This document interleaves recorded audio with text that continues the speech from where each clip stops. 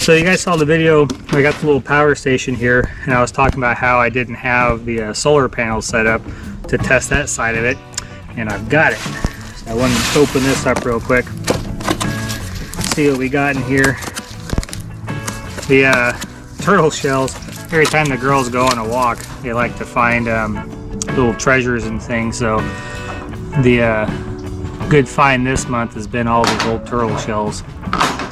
Of course, the animals bring stuff back too. Peppa here likes to bring us dead mice and things. There's a what's left of a rabbit over there the dog brought back this morning. A lot of gifts of death around here, it seems. So my goal with this, because again we talked about getting lights and things down at the chicken barn. We'll get to the chickens here in a bit, because I got a surprise for them too. So this should be able to get us power down there. You know, you throw a box on the ground and the cats are the first things to jump in it. Cats in boxes are just kind of hilarious. Anyways, I want to get power down there, but I don't have that set up yet. So I got the solar panel set up, so that guy would plug in here on the side. Now this is only a 100-watt panel, and 100 watts is all this will bring in. So even if you got it hooked up to AC power on your house, 100 watts is all it's going to charge this. It will knock the power down. Which means it charges fairly slow. That doesn't seem to be a big deal. So again, it's the Oupes. Should have worn my orange sweater today. Now this opens up here. Oh, this is a big one. Oh, wow. We got 4 panels there. So peak 100 watts, cell efficiency 20, 19.8 volts, DC output 18 volts, 100 watts. Of course, talks about you need to set it directly in the sunlight. So we got some pretty sun right now. It's still pretty early in the morning, so the sun's kind of low.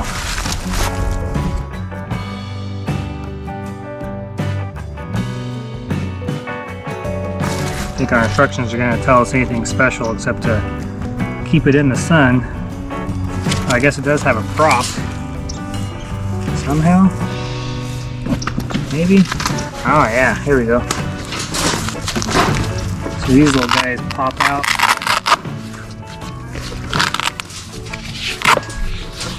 Alright, so I'm going to see if I can get this set up here.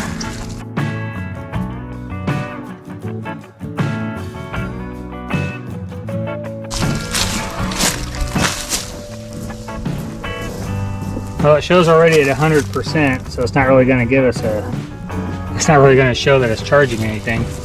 So I would assume it would show the little picture of the solar panel and then start showing us that it's getting a charge, because we've got pretty good sunlight right now. So this is going to be awesome. So this is a nice little travel pack that you can use. The only issue I see with this and what I want to do with it is this would remain outside, being that it's texture, you know, like a canvas and everything kind of pack.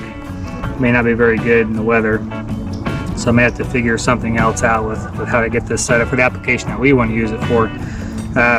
Oddly enough, on our camper I should be able to hook this up straight to our camper too, so I can trickle charge the battery that way, which would be really cool. Or I can just trickle charge that and then, or charge that up and then use that in the camper as well when we go camping and things. Or if you're tent camping, that'd be great for a fan or a light and things. Remember, this course has the light on the back. But down at the barn, what I want to do is just plug in some utility lights and use those down there. So that'll be pretty cool to get that set up. Also, because it's going to get really cold here coming up, I've got a like a lizard heater. I want to see if I can put that under the animal's water bowl and see how long that will keep it charged, or how long that will power the lizard heater to keep their water melted, because you know, a big problem we've got is their water freezing all the time, and that may be a solution for that as well. So hopefully we'll get lights and a water heater. Hope I can get this set up to where this will charge everything, and that should be a standalone system at that point, which would be awesome. Well, it's nice to see my ladies are working this morning. Got 3 of them in there making breakfast for us. So, and here I'm thinking that If I can run a light and attach it to this wall here would be the best, because on the other side I can have the power station and everything. So what I need to do is just basically drill a hole through here, and then I'll run this clip light through. We had like 10 or 20 of these dang things when we were building, and I can only find one of them right now. And I brought a little treble light down too. So that'll get us going anyways, and then I just got to figure out how to get the little water heater thing around the lizard here I want to try out, and the solar panels. I'm not quite sure how I'm doing that yet.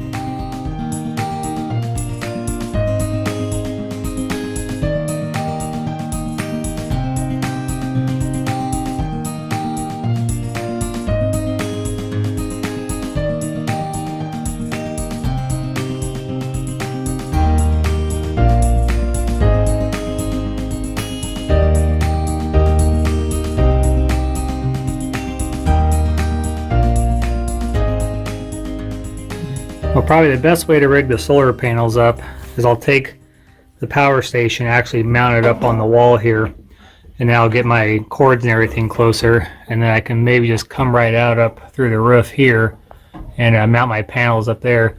I just don't know how well that's going to do in the summertime, because the barn's pretty much shaded, so it's probably not going to work very well. But only going to be using, I mean, each one of these light bulbs is like 6 watts or 3 watts or something like that, so it's really not going to be using a lot of power. So that power station should be able to run for, I mean, I would guess weeks before it'd be out of power. So I guess if the solar isn't working at 100% efficiency, it should still work out okay. Yeah, so you can see right here, both those lights are on, and we're pulling 13 watts as we have 22 hours of power left.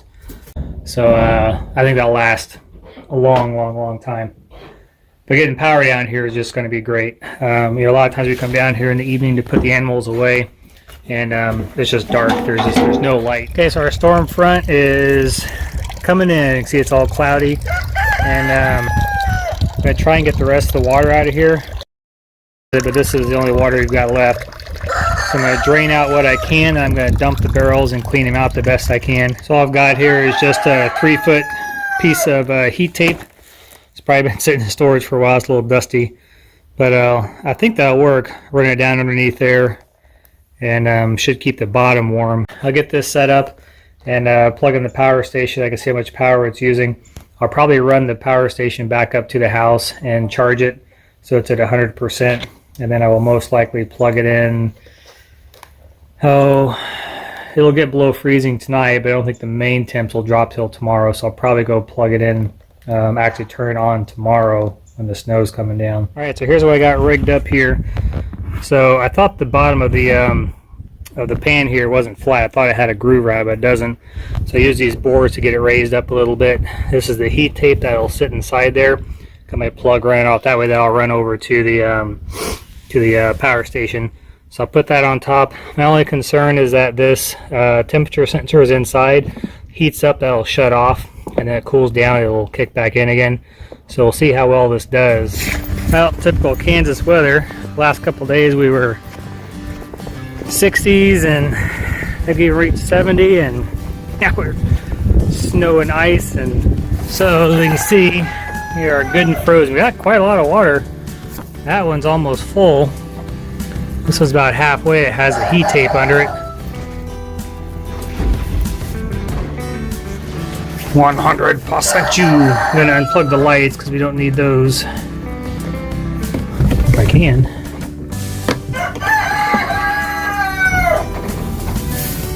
Alright, let's see if that heat tape kicks on and how much it does.